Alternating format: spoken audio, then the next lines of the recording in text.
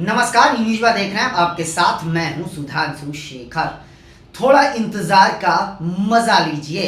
जी हां, 17 अप्रैल को पटना में महागठबंधन की बड़ी बैठक हुई। इस बैठक के दौरान महागठबंधन को एक नया सहयोगी भी पशुपति पारस के रूप में मिल गया। तेजस्वी यादव ने यह ऐलान किया कि पशुपति पारस अब महागठबंधन के हिस्सा हैं और वो महागठबंधन के साथ मजबूती से खड़े हैं और चुनावी जंग में अब हम लोग सब मिलकर काम करेंगे। यह ऐलान तेजस्वी यादव ने कर दिया है। वहीं मैं आपको बता दूं कि इस बैठक को लेकर जो यह कयास लगाए जा रहे थे कि सीट बंटवारा और सीएम चेहरा को लेकर तस्वीरें साफ हो जाएगी, लेकिन ऐसा कुछ भी नहीं हो पाया। यानी खोदा पहाड़ निकली चुईया, वही हालात बनकर रह गए।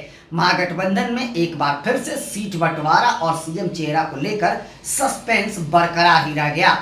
आपको बता दूं कि यह बैठक लगभग 2.5 घंटे तक चली। इस बैठक में आरजेडी की ओर से तेजस्वी यादव, अब्दुल बारी सिद्दीकी, इसके अलावा भी कई वरिष्ठ नेता आरजेडी के शामिल रहे। वहीं अगर कांग्रेस की बात करें तो कांग्रेस की ओर से कांग्रेस प्रदेश प्रभारी कृष्णा अल्लाउरू, कांग्रेस के प्रदेश अध्यक्ष राजेश वर्मा के अलावा भी कुछ कांग्रेस के वरिष्ठ नेता शामिल रहे। इसके अलावा भाकपा माले के नेता भी इस बैठक में शामिल रहे। वहीं मुकेश सहनी वीआईपी प्रमुख भी मजबूती के साथ तेजस्वी यादव के साथ खड़े नजर आए। पशुपति पारस भी शामिल रहे। बैठक 2.5 घंटे तक चली और इस बैठक में चुनावी रणनीति को लेकर चर्चा हुई, लेकिन सीएम चेहरा और सीट बंटवारे को लेकर कुछ भी तय नहीं हो पाया। बैठक में एक चीजें जो साफ तौर पर खुलकर सामने आई वो यही हुआ कि कोऑर्डिनेशन कमेटी का अध्यक्ष सर्वसम्मति से जय तेजस्वी यादव को बनाया गया। यानी यह कह सकते हैं कि महागठबंधन की कमान तेजस्वी यादव के हाथों में सौंप दी गई है।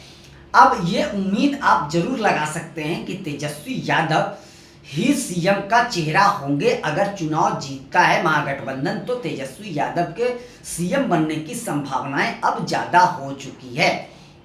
वहीं बैठक के बाद तेजस्वी यादव और कांग्रेस के प्रदेश प्रभारी कृष्णा अल्लाउरू ने दोनों ने सीएम चेहरा और सीट बंटवारे को लेकर गोल मटोल जवाब दिया। जी हाँ, मैं आपको बताऊं कि कांग्रेस के प्रदेश प्रभारी कृष्णा अल्लाउरू से जब इस मामले को लेकर सवाल पूछा गया तो उन्होंने साफ कहा कि बिहार में फिलहाल महागठबंधन अपने चुनाव को लेकर फोकस कर रही है। चुनाव कैसे जीता जाए इसको लेकर मुख्य रूप से फोकस है।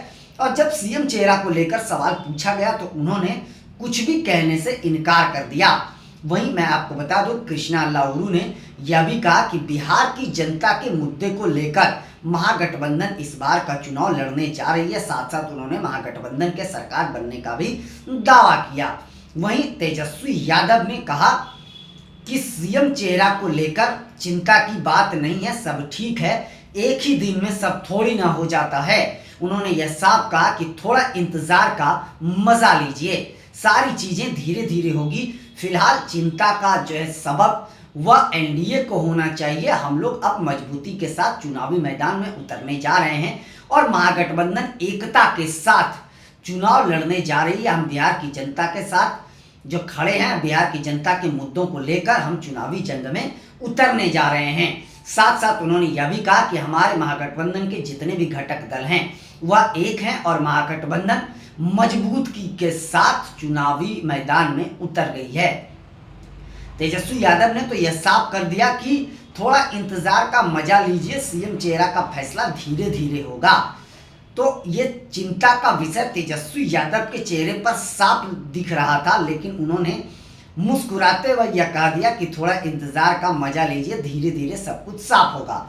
वहीं मुकेश सहनी भी मजबूती के साथ तेजस्वी यादव के बगल में बैठे रहे। उन्होंने यह कहा कि महागठबंधन मजबूती के साथ चुनाव लड़ने जा रही है। उन्होंने कहा कि हम महागठबंधन के साथ हैं और एनडीए को हराने के लिए हम लोग तैयार हैं। उन्होंने यह कहा कि बिहार की जनता ने मन बना लिया है कि इस बार एनडीए को बिहार से उखाड़ फेंकना है और तेजस्वी यादव को सीएम बनाना है।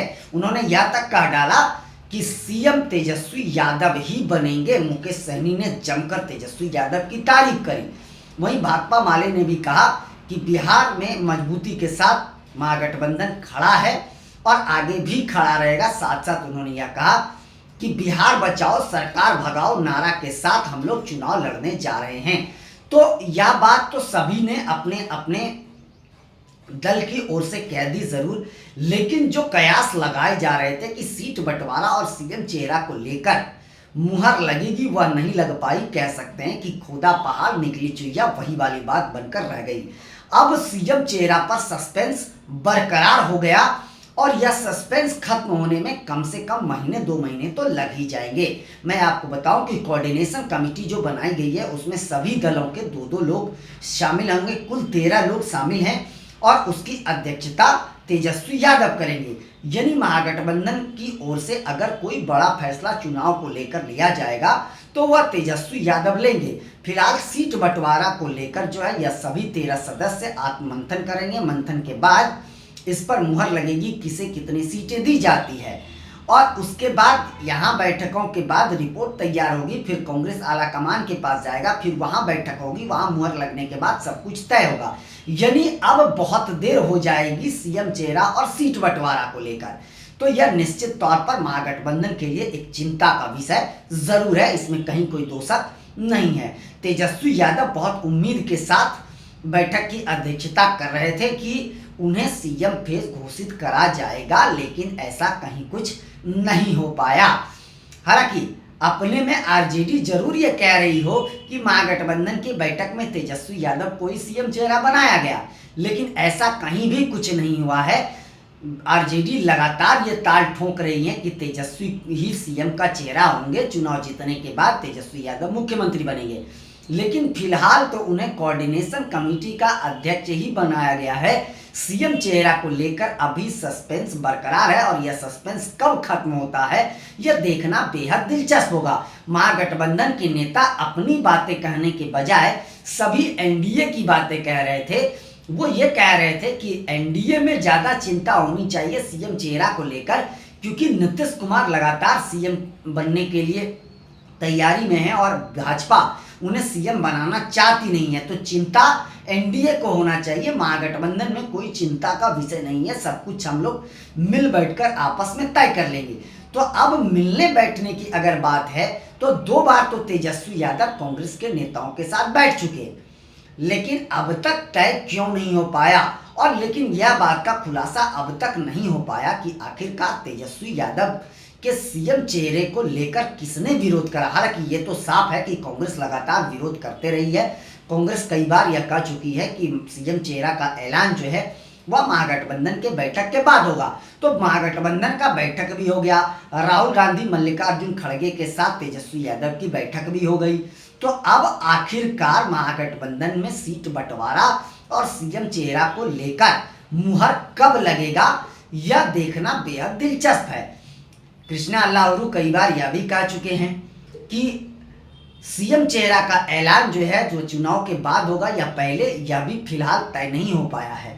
वहीं सचिन पायलट भी कह चुके हैं कि सीएम चेहरा का ऐलान महागठबंधन में चुनाव जीतने के बाद होगा। तो अब ज्यादातर संभावनाएं यही है कि सचिन पायलट ने जो कहा है वही बातें सच होने जा रही है। फिलहाल तो महागठबंधन की राजनीति को, रणनीति को देखकर तो ऐसा ही कुछ लग रहा है। अब आगे देखिए क्या कुछ होता है।